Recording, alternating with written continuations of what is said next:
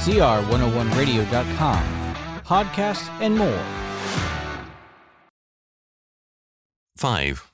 Law and order. Law and order are two realities which must go together. If we separate order from law, the result is tyranny. There's a great deal of order in the Soviet Union. In fact, no one dares even disorder the streets with a scrap of paper. But this order is not based on true law, but on tyranny, on dictatorship. There's a great deal of order in a graveyard, but there is no law at work in that order. It's the orderliness of death, of a total cessation of all movement and growth. It's possible to have an order without law, and it is possible to have lawless order. Gangsters have lawless order. No principle of justice governs their order. It's a case of either obey or get shot. It's an order which despises justice and law, and it works to subvert them. Nowadays, our courts are often working against godly law and creating an ungodly and totalitarian order. In New York City, the police are increasingly being limited and hampered in their work by the politicians and the courts. The police have been seriously handicapped in their efforts to control racial violence.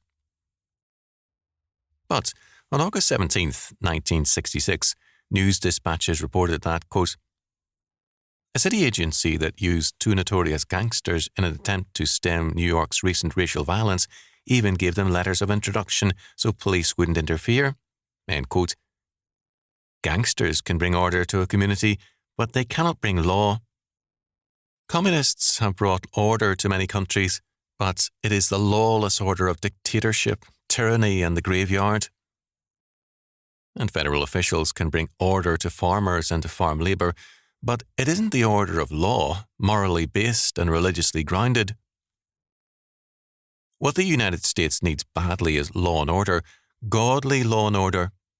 Instead, we are increasingly getting order and orders without law.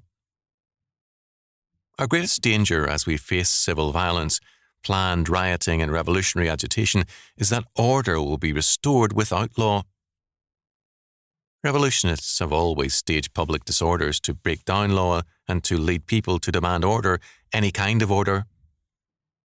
The revolutionists then help provide a new lawless order, sacrificing law in the name of order. We must not, therefore, separate law and order one from another, nor can we tolerate it from churchmen or politicians. Too many people are working for laws which only create disorders, and for an order which can only destroy law. Moses said, Ye shall not respect persons in judgment, but ye shall hear the small as well as the great. Ye shall not be afraid of the face of man, for the judgment is God's. Deuteronomy 1:17.